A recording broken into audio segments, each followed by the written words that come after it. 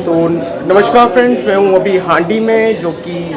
MAM stadium के opposite है और यहाँ पे एनवाईबीओ की प्रेस कॉन्फ्रेंस हो रही है। और एनवाईबीओ की अगर बात करें, चेयरमैन और स्टेट प्रेसिडेंट यहाँ पे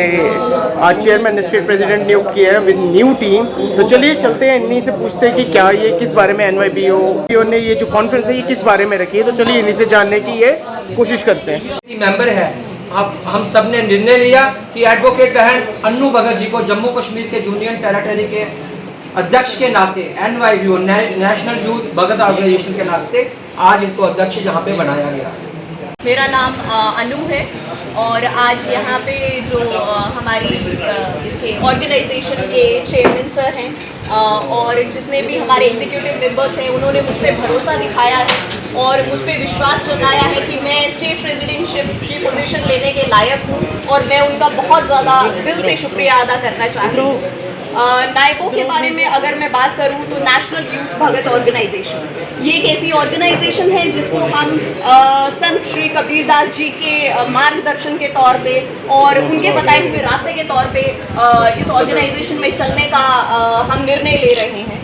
यूँ तो बहुत सारी ऑर्गेनाइजेशंस जो हैं वो इस टाइम पे एक्टिव हैं, लेकिन ये जो ऑर्गेनाइजेशन है irrespective of any religion, irrespective of any political identity, ये सोली एक चैरिटेबल ट्रस्ट के तौर पे रजिस्टर हुई है और ये सिर्फ और सिर्फ चैरिटेबल काम करने में ही विश्वास रखती है। आप इस ऑर्गेनाइजेशन को कहीं भी किसी राजनीतिक उसके साथ कभी जोड़ने की कोशिश ना करें और ना ही ये जुड़ने की खुद कोशिश करेगी। इसकी आइडेंटिटी जो है वो सोली फॉर दी सोशल वर्क ही रहने वाली है और ये सिर्फ इंसानियत के तौर पे काम करने वाली है और इसकी जो आइडेंटिटी है वो solely as the social organisation and charitable trust ही रहने वाली है। बाकी अगर मैं इसके कुछ ऑर्गेनाइजेशंस के एक्टिविटीज़ के बारे में बात करूं तो यहाँ पे अगर हम सोशल डिफ़िकल्टीज़ जो भी हमारी सोसाइटी में इस वक्त हमारी सोसाइटी जिन भी डिफ़िकल्टीज़ से गुजर रही है, चाहे वो हमारी जो डाउन रोडन सोसाइटी है, चाहे वो गरीबी हो गई, बीमारियाँ हो गई, जो हमारी बहनें हैं जो जिनकी फैमिलीज़ की आर्थिक कंडीशन ऐसी नहीं है कि वो अपनी बेटियों की शादियाँ करा सके और हमें पता है कि हम कैसे समाज में रह रहे हैं जहाँ पे ये चीज़ एक फैमिली पे कितना बड़ा बर्डन बन सकती है। हमारी ऑर्गेनाइजेशन एकजुट होके हम उन फैमिलीज़ के साथ खड़े रहने का वादा करते हैं। हम एजुकेशन जो कि आज के टाइम पे एक बहुत ही बड़ा हथियार है, जहाँ तक हमारी ऑर्गेनाइजेशन से हो पाया हम एजुकेशन को ज़्यादा से ज़्यादा प्रमोट करने की कोशिश करते हैं और हम ऐसे ब्लूप्रिंट्स जो हैं वो रेडी करने के लिए जो कि ऑलरेडी रेडी हैं कि किस ऑर्गेनाइजेशन को किस स्कीम के ऊपर काम करना है। ऑल इन ऑल जितनी भी हमारी वेलफेयर की स्कीम्स हैं वो इस ऑर्गेनाइजेशन के अंदर जो है वो कंसिडर हो रही है।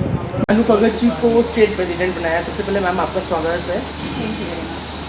अनु मैम, आपने एक चीज़ प्रेस कॉन्फ्रेंस में बड़ी बेबाकी से बोली कि ये जो ऑर्गेनाइजेशन है ये ट्रस्ट रहेगी, ये पॉलिटिकल विल की नहीं रहेगी। क्योंकि मैं आपसे यही सवाल पूछने वाला था कि हर ऑर्गेनाइजेशन में क्या होता है, भाजपा, कांग्रेस, हर डिफरेंट वेरियस पार्टी के लोग जुड़ते हैं, बाद में वहाँ पे कहीं ना कहीं पार्टी वार चलता है। तो ये कहीं ना कहीं आपने एक सीधी उनको वार्निंग दे दी कि इस तरह की चीज़ें नहीं चलेंगी। तो मैम अगर ट्रस्ट के तौर पर चलाएँगे तो इसके मेन जो काम होंगे वो क्या रहेंगे? देखिए, इसका जो मेन पर्पस रहने वाला है इस ट्रस्ट को आगे चलाने का वो कम्प्लीटली चैरिटेबल रहने वाला है। फिर चाहे वो किसी भी तरह का क्यों ना हो जाए, चाहे वो एजुकेशन से रिलेटेड हो, चाहे वो किसी को किताबों की ज़रूरत है, किसी को फाइनेंसेस की ज़रूरत है, इर्रिस्पेक्टिव ऑफ एनीथिंग, जो भी चीज़ें एक सोसाइटी को अपलिफ्ट करने के लिए हमसे जो भी बन पड़ेगा और जितना भी हमसे बन पड़ेगा हम वो चीज़ करने की करते। अनुमान, आपने एक चीज़ बोली कि काफ़ी देर से जो बड़े तबका था उन्होंने ही इस चीज़ को पकड़े रखा था, यूथ का कहीं ना कहीं जो योगदान था वो बड़ा कम था। आप खुद एक यूथ है, आपके साथ जितनों ने ज्वाइन किया वो सारे यूथ हैं, तो आपको लगता है कि कहीं ना कहीं आपकी आवाज़ को भी दबाने की कोशिश की थी यूथ की? आपका यहाँ से मेरा मतलब है वो यूथ को ले जाए कि यूथ को कहीं ना कहीं दबाने की कोशिश की गई? जी देखिए, एक चीज़ में हम जब भी बात करते हैं हम बात करते हैं यूथ पावर की। हम बात करते हैं यंगस्टर पावर की, हम बात करते हैं स्टूडेंट पावर की, कहीं ना कहीं शायद एक रीज़न होता है जिसके पीछे हम इस चीज़ की बात करते हैं, क्योंकि ये हम भी बहुत अच्छे से जानते हैं कि आप एक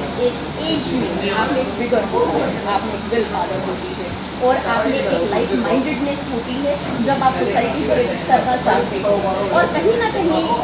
शायद ये एक ऐसी स्टेज है जहाँ पे यंगस्टर्स को शायद ग्राउंड देने की ज़रूरत है, और कहीं ना कहीं हमारी जो सोसाइटी है वो इसमें हमेशा से लैप होती आई है और आज भी लैप हो रही है। कहीं ना कहीं यही रीज़न है कि आज यंगस्टर्स ने ये पावर उन पर शायद किसी ने कंफर्म नहीं की है, उन्होंने खुद अपने हाथ में लिया है। मैम एक चीज़ देखी जाती है कि किसी भी ऑर्गेनाइजेशन या किसी भी मूवमेंट में जब भी किसी स्त्री का साथ आता है वो मूवमेंट सक्सेसफुल हो जाता है, लेकिन हमेशा ये देखा जाता है कि सिर्फ उसको एक मुखौटे की तरह ही यूज़ में लाया जाता है। आपको लगता है कि आप ज़्यादा से ज़्यादा फीमेल ज्वाइनिंग भी करा पाएंगे, क्योंकि कहीं ना कहीं आपने खुद बोला कि इस कम्युनिटी में एक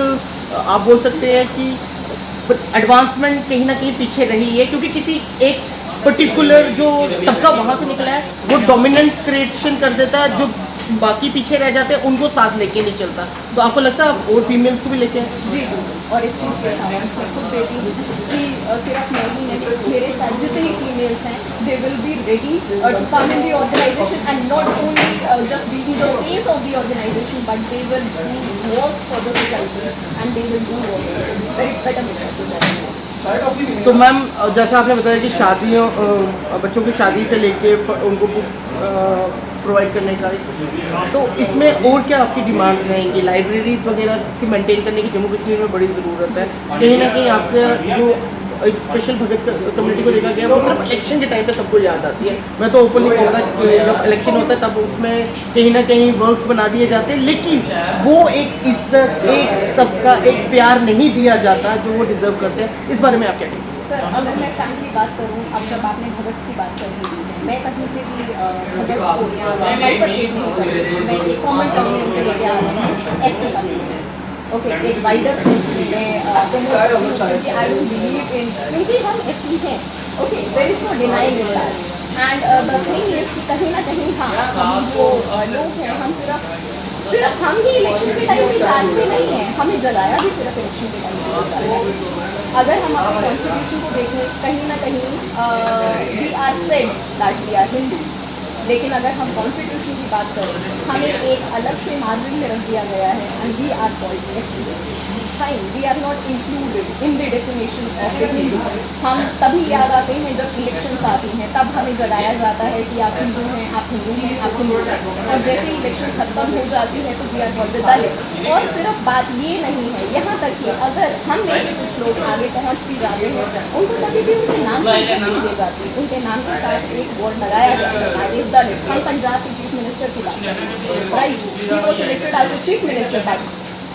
in addition to being the chief minister, he was also called Dalit chief minister. My question is, what is the purpose of referring every time a Dalit word? Ma'am आपने जैसे बताया कि रेफरिंग करते हैं, लेकिन मैंने एक चीज़ देखी जम्मू कश्मीर में आज, क्योंकि मैं भी जम्मू कश्मीर को बिलोंग करता हूँ, आप भी जम्मू कश्मीर को बिलोंग करते हैं, आप एडवोकेट भी हैं, आप जानते होंगे कि कहीं ना कहीं भीमराव अम्बेडकर ने एक कम्युनिटी के लिए रखा था प्रावधान की 15 साल तक 20 साल तक इनको जो अपब्रिंगिंग के लिए चाहिए वो सब दें, लेकिन इसको बाद में मेन स्ट्रीम में लाया जाए। आज भी जो कार्ड है वो कहीं ना कहीं आपके वर्ग की तरफ से भी खेला जाता है, कहीं ना कहीं इस वर्ग की तरफ से भी खेला जाता है। 20 साल के बाद अब तो 77 ईयर्स हो गए हैं, तो अभी तक मेन स्ट्रीम में ये चीज़ शॉक नहीं कर देती आपको? इट इज़, देखिए, ये शॉक नहीं करती, मैं ऑनेस्टली बोलूँ तो मुझे ये चीज़ शॉक नहीं करती, और इसके पीछे रीज़न यही है क्योंकि हम स्टार्टिंग से पिछड़े हुए रहे हैं, कहीं ना कहीं इस कम्युनिटी को पिछड़ा हुआ रहने की शायद आदत हो गई है, वो कुछ उनके अंदर कुछ एक्सपेक्टेशंस रह ही नहीं गई है, like they are used to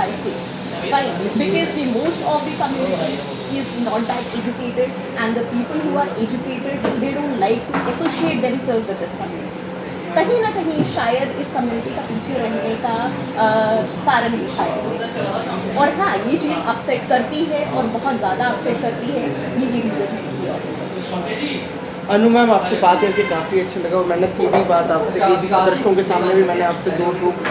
सवाल किए जो हमेशा सबके मन में रहते हैं और बैरियर चेकिंग, क्योंकि इन सवालों का जवाब देना मुझे नहीं लगता कि इनमें से किसी के पास भी बड़ा जिस खूबसूरती से आपने जवाब दिया और मैं आशा करूँगा कि आपकी ऑर्गेनाइजेशन काफ़ी अच्छा आगे करे। Thanks for your valuable time ma'am. Thank you. तो आप देख रहे थे पहली जनता, मैं हूँ शुभम कोतवाल और कोई ना कोई इस तरह का बेबाक इंटरव्यू लेके आऊँगा। अभी के लिए दीजिए इजाज़त। जय भारत, जय हिंद।